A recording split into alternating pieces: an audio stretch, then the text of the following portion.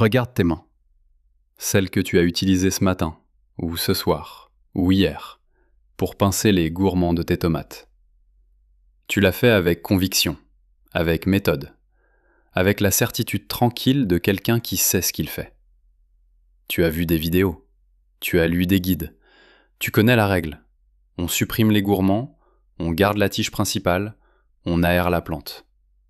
Tu as une système. Tu es quelqu'un de sérieux dans ton jardin.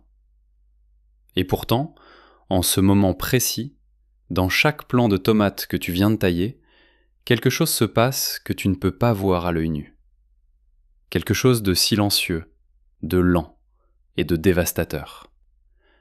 Une porte vient de s'ouvrir dans le tissu végétal. Une porte que tu as ouverte toi-même, avec les meilleures intentions du monde, sans le savoir. Et cette porte, si elle reste ouverte trop longtemps dans les mauvaises conditions, va faire perdre à ce plant 1 kilo de tomates en août. Peut-être plus. C'est pas le fait de tailler qui pose problème, c'est quand tu tailles. Et l'angle exact auquel tu coupes. 2 détails. 2 détails que personne ne mentionne dans les guides de jardinage grand public, que l'étiquette de tes plants ne précise jamais, et que les vendeurs en jardinerie ne connaissent pas eux-mêmes pour la plupart. Et pourtant, ces 2 détails séparent un jardinier qui récolte abondamment en août d'un jardinier qui regarde ses plants ralentir inexplicablement à partir de juillet, qui voit les premières taches brunes apparaître sur les tiges, qui se dit que c'est le mildiou, ou la météo, ou la variété, et qui n'a jamais su que c'était lui, chaque matin ou chaque soir, avec ses mains et ses ciseaux bien nettoyés. Je vais tout te montrer aujourd'hui. Mais d'abord, il faut qu'on parle d'argent. Parce que cette erreur a un coût précis, et ce coût se mesure en kilos et en euros. Combien de plants de tomates as-tu cette année dans ton jardin ou sur ta terrasse ? Mettons 5 plants, c'est une moyenne honnête pour un potager familial ou un grand balcon. Un plant de tomates bien conduit, dans de bonnes conditions, peut produire entre 3 et 5 kilos sur la saison. Si la taille est mal exécutée, pas au mauvais moment en termes de calendrier, mais à la mauvaise heure et avec le mauvais angle, tu perds en moyenne 1 kg par plant sur la saison totale, parfois plus sur les plants les plus vigoureux. 5 plants, 1 kg perdu par plant, 5 kg de tomates qui n'arriveront jamais dans ta cuisine. À environ 2,50 € le kilo pour des tomates de jardin de qualité équivalente en marché local, et c'est une estimation basse, parce que les tiennes sont bien meilleures que celles du supermarché, tu as perdu 12,5 € de récolte, chaque été, sans jamais savoir pourquoi. Multiplié par les 10, 15, 20 ans que certains d'entre vous jardinent avec la même technique de taille. Tu commences à faire le calcul, et le calcul n'est pas agréable. Et pendant tout ce temps, les fabricants de fongicides ont eu une belle explication toute prête pour les taches brunes sur tes tiges. Le mildiou, bien sûr. Traite avec ce produit, traite avec cet autre. La bouteille de traitement préventif à 8 €, celle de traitement curatif à 12 €. Et l'année d'après, rebelote, parce que le fongicide ne résout pas le problème de fond. Il soigne une blessure que tu continues d'ouvrir chaque matin avec tes ciseaux. Est-ce que tu vois comment ce système fonctionne ? Tu crées le problème sans le savoir, quelqu'un te vend la solution, et le problème revient l'année suivante parce que sa cause n'a pas changé. Mais pourquoi personne ne t'a dit ça ? Pourquoi aucun guide, aucune émission de jardinage, aucun conseiller en pépinière ne t'a jamais expliqué que l'heure à laquelle tu tailles tes tomates change tout ? Il y a une réponse à cette question. Et elle commence dans un potager de la région lyonnaise, un matin de juillet 1962. Georges Marchand était technicien agricole dans la coopérative maraîchère de l'Ain, un homme de terrain, pas un chercheur d'université, quelqu'un qui passait ses journées dans les serres et les potagers, à observer et à consigner ce qu'il voyait. En 1962, il était chargé de diagnostiquer un problème récurrent dans plusieurs exploitations maraîchères de la région. Les plants de tomates montraient des signes précoces de stress fongique sur les plaies de taille, même dans des exploitations qui respectaient scrupuleusement toutes les recommandations officielles de l'époque. Georges Marchand a commencé à tenir un journal.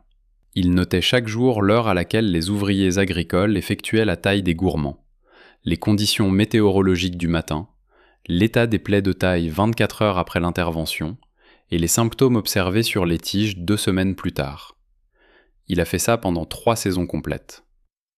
Ce qu'il a trouvé était d'une clarté troublante. Les plants taillés entre 5 heures et 9 heures du matin, quand la rosée était encore présente sur les feuilles et les tiges, montraient un taux d'infection fongique sur les plaies de taille 3 fois supérieur à ceux taillés entre 11 heures et 13 heures, quand la chaleur du soleil avait séché les surfaces végétales.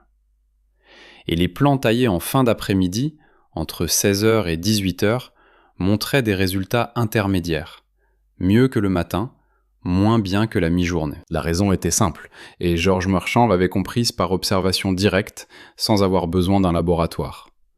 Une plaie de taille sèche en quelques minutes, dans les conditions chaudes et sèches de la mi-journée, formant une barrière protectrice naturelle avant que les spores fongiques présentes dans l'air et sur la surface des feuilles aient le temps de coloniser le tissu exposé. Une plaie de taille humide, parce que la tige était couverte de rosée matinale ou parce que l'humidité atmosphérique était élevée, reste ouverte biologiquement pendant des heures, parfois toute la journée. Il avait aussi documenté l'angle de coupe. Une coupe perpendiculaire à la tige du gourmand, le geste le plus naturel, celui que tout le monde fait, laisse une surface plane qui retient l'humidité comme une petite coupelle. Une coupe légèrement inclinée, à environ 45 degrés, crée une surface en biseau sur laquelle l'eau ruisselle au lieu de stagner. La différence de temps de cicatrisation entre les deux gestes était, dans ces relevés, de 2 à 3 heures. 2 à 3 heures, pendant lesquelles la plaie plate est exposée, vulnérable, accessible aux champignons. Georges Marchand a rédigé un rapport complet. Il l'a soumis à la direction de la coopérative, qui l'a transmis aux instances régionales. Et là, le rapport a rencontré un problème inattendu. Il ne demandait l'achat d'aucun produit. Il ne recommandait pas de traitement préventif, pas de fongicides, pas d'outils spécialisés. Il disait simplement « taillez entre 11h et 13h et inclinez vos ciseaux à 45 degrés ». C'est tout. Dans le contexte des années 60, où les coopératives agricoles étaient en pleine négociation de contrats avec les fabricants de produits phytosanitaires, un rapport qui réduisait le besoin de traitements fongicides n'avait aucun intérêt commercial. Il a été classé. Pas détruit, classé. Mis dans une chemise, rangé dans un tiroir, oublié. Georges Marchand a continué à appliquer ses propres résultats dans les exploitations où il travaillait directement. Ses potagers avaient moins de problèmes fongiques, ses maraîchers rachetaient moins de fongicides. Mais comme personne ne faisait le lien entre leur technique de taille et leur santé sanitaire, le savoir est resté local, oral, transmis de maraîcher à maraîcher dans ce petit coin de l'Ain, sans jamais franchir les limites de la région. Est-ce que tu penses que ce rapport existe encore quelque part ? Probablement. Est-ce qu'il est accessible au public ? Non. Est-ce que les recommandations officielles de taille des tomates publiées aujourd'hui mentionnent l'heure ou l'angle de coupe ? Va vérifier sur les sites des instituts techniques horticoles. Tu ne trouveras ni l'un ni l'autre, ni l'heure, ni l'angle. Juste, supprimer les gourmands, c'est bien, voilà comment les identifier. Si tu trouves ça inacceptable, et je pense que tu as raison de le trouver inacceptable, mets un like. Pas pour les statistiques de cette vidéo. Pour Georges Marchand, qui a passé 3 saisons à observer, à compter, à noter, pour aboutir à une conclusion qui n'a servi à rien, parce qu'elle ne rapportait d'argent à personne. Et pour toi, qui est en train de comprendre quelque chose que tu aurais dû savoir depuis le premier été où tu as planté des tomates. Maintenant, rentrons dans le détail du mécanisme, parce que comprendre pourquoi ça fonctionne, c'est ne plus jamais l'oublier. Quand tu pinces ou coupes un gourmand, tu crées une plaie dans le tissu vivant de la plante. Ce tissu exposé est immédiatement vulnérable, pas de façon abstraite, mais de façon très concrète et très physique. Les champignons responsables du mildiou, de l'alternariose et d'autres infections courantes des tomates sont présents dans presque tous les jardins et potagers, portés par le vent, déposés sur les surfaces par les insectes et les éclaboussures d'arrosage. Ils sont là, autour de ta plante, en permanence. C'est pas leur présence qui est le problème, c'est la présence d'une porte ouverte. Tu vois l'image que j'essaye de te donner ? Une plaie de taille sèche en conditions chaudes et sèches forme en quelques minutes une couche protectrice de cellules mortes, comme une croûte sur une coupure de doigt. Cette croûte est suffisamment imperméable pour empêcher les spores fongiques d'entrer dans le tissu végétal pendant le temps critique des premières heures. Une plaie de taille humide reste, elle, biologiquement ouverte beaucoup plus longtemps. La couche de protection ne se forme pas dans l'humidité, et pendant tout ce temps, les spores peuvent entrer. Ce n'est pas une théorie, c'est de la physiologie végétale de base. Et c'est exactement ce que Georges Marchand avait observé sur le terrain, sans jamais avoir ce mot de physiologie végétale dans son vocabulaire. Parce que les observations précèdent toujours les explications. Parlons maintenant de l'angle. Et essaye d'imaginer ça très concrètement. Quand tu coupes un gourmand à angle droit, perpendiculairement à sa tige, le geste le plus naturel, celui que ta main fait intuitivement, tu crées une surface plane horizontale. Maintenant, pense à ce qui se passe quand tu arroses, quand il pleut, ou quand la rosée se dépose le lendemain matin. Cette surface plane est comme un petit plateau.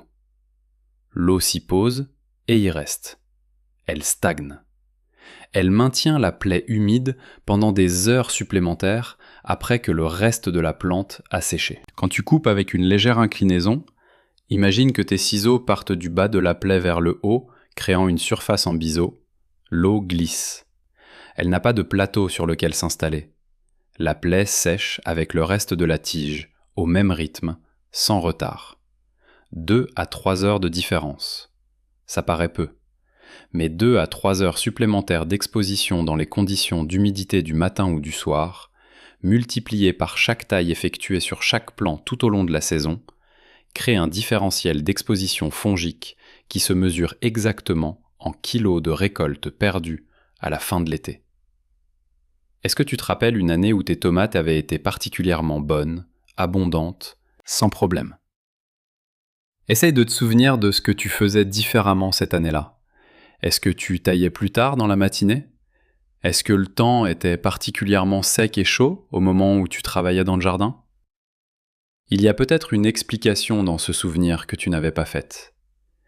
Voilà maintenant l'erreur fatale, en entier et sans ambiguïté. 9 jardiniers sur 10 taillent leurs tomates le matin. C'est logique dans leur tête. On sort tôt avant la chaleur, on fait le tour du jardin, on pince les gourmands pendant que c'est encore agréable, et on rentre prendre son café. C'est même conseillé comme ça dans beaucoup de guides. Travailler tôt le matin pour éviter la chaleur de la journée. C'est un bon conseil pour certaines tâches. Pour la taille des tomates, c'est le pire moment possible. Le matin, les tiges sont couvertes de rosée. L'humidité atmosphérique est à son niveau maximal de la journée. La lumière est rasante et ne réchauffe pas encore les surfaces végétales. Dans ces conditions, une plaie de taille reste ouverte biologiquement pendant 3 à 4 heures, parfois plus si le temps reste couvert. Et ce geste bien intentionné, fait tôt pour être raisonnable, pour éviter la canicule de midi, répété 2 fois par semaine pendant toute la saison de juin à septembre, crée une accumulation silencieuse de points d'entrée fongiques sur chaque plant. Les symptômes n'apparaissent pas immédiatement. Ils arrivent 2-3 semaines plus tard. Des taches légèrement déprimées sur les tiges au niveau des anciennes plaies de taille. Un ralentissement imperceptible de la croissance. Puis, en plein août, quand la plante devrait être au maximum de sa production, elle commence à réduire. Les grappes se forment, mais elles sont moins nombreuses. Les fruits sont plus petits. Et tu te demandes pourquoi cette année est moins bonne que les autres. La réponse est dans tes habitudes matinales, dans tes ciseaux bien propres et ta bonne volonté. Voici maintenant le protocole exact. 3 points. Chaque point est simple. Ensemble, ils changent radicalement ce qui se passe sur la plaie de taille. Premier point, l'heure. Taille tes tomates entre 11h et 13h, quand le soleil est au maximum et que les surfaces végétales sont sèches et chaudes. Si tu ne peux vraiment pas à cette heure-là à cause de ton emploi du temps, l'après-midi entre 16h et 17h est acceptable. Mais jamais avant 10h du matin, et jamais moins d'1 heure avant une prévision de pluie. Est-ce que ça change quelque chose pour toi d'un point de vue pratique? Réfléchis à comment tu peux ajuster ta routine. Deuxième point, l'angle. Quand tu coupes ou pinces un gourmand, incline légèrement tes ciseaux ou tes doigts de façon à créer une surface en biseau qui penche vers l'extérieur de la tige principale. Pas besoin d'être précis à un degré près, une légère inclinaison suffit à empêcher l'eau de stagner sur la plaie. Si tu pinces à la main plutôt que de couper avec des ciseaux, incline légèrement ton pouce et ton index dans la même direction. Le geste devient naturel après 2 ou 3 plans. Troisième point, ne touche pas aux plaies fraîches après avoir travaillé le reste du jardin. Tes mains portent des spores de tout ce que tu as touché, la terre, les autres plantes, les outils. Une plaie fraîche de taille n'a pas besoin d'un contact supplémentaire pendant les 2 heures qui suivent la coupe. Laisse-la tranquille. Ne t'essuie pas les mains sur les tiges en passant. Ne vaporise rien sur les plaies fraîches, ni eau, ni traitement. Laisse la plante faire son travail de cicatrisation. Ces 3 points ensemble créent ce qu'on peut appeler un corridor de cicatrisation, une fenêtre temporelle dans laquelle la plaie est exposée dans les meilleures conditions possibles pour se refermer rapidement, proprement, sans ouvrir de porte aux champignons. La plante fait le reste toute seule. Elle a tout ce qu'il faut pour se défendre, à condition que tu lui en laisses la possibilité. Et voilà ce qui disparaît de ta liste d'achats quand tu appliques ces 3 points. Le fongicide préventif que tu vaporisais en début de saison, code 2, le fongicide curatif que tu achetais en panique en juillet quand les premières taches apparaissaient, et les plants de remplacement que tu achetais parfois en août pour des plants qui n'avaient plus la force de produire jusqu'en septembre. Tout ça reste dans les rayons, à toi de choisir. Et dis-moi dans les commentaires, vraiment, écris-le, parce que c'est pas pour moi, c'est pour toi. Quand tu l'énonces, tu t'engages. Option A. Tu continues à tailler le matin comme tu l'as toujours fait, à la même heure, avec le même geste. C'est confortable, c'est ta routine, et peut-être que le problème ne te paraît pas si grave. Ça continuera à te coûter 1 kg par plant en août et quelques euros en fongicide chaque saison. Option B. Tu décales tes tailles à la mi-journée dès cette semaine et tu changes l'angle de ta coupe. Coût, 0. Résultat possible, 1 kg de plus par plant à la fin de l'été et des tiges propres sans taches brunes en septembre. Écris A ou B dans les commentaires. Et ajoute ta région et la variété de tomates que tu cultives, parce que certaines variétés à peau fine sont encore plus sensibles à l'angle et à l'heure de taille, et peut-être que ton cas précis mérite une vidéo dédiée. Il y a quelque chose qui se passe dans le tissu de tes plants de tomates que tu ne verras jamais directement. Un processus de cicatrisation microscopique qui commence dans les secondes qui suivent la coupe et qui se termine, ou ne se termine pas, selon les conditions dans lesquelles tu as travaillé. Quand tu tailles à la bonne heure et avec le bon angle, tu n'as rien ajouté à ta plante. Tu lui as simplement donné les conditions pour qu'elle fasse ce qu'elle sait déjà faire. Elle n'a pas besoin de ta protection chimique, elle n'a besoin que de ton bon sens et de 10 minutes de décalage dans ton emploi du temps. La force n'est pas dans les produits, la force est dans la compréhension. Allez en profondeur, tout est là.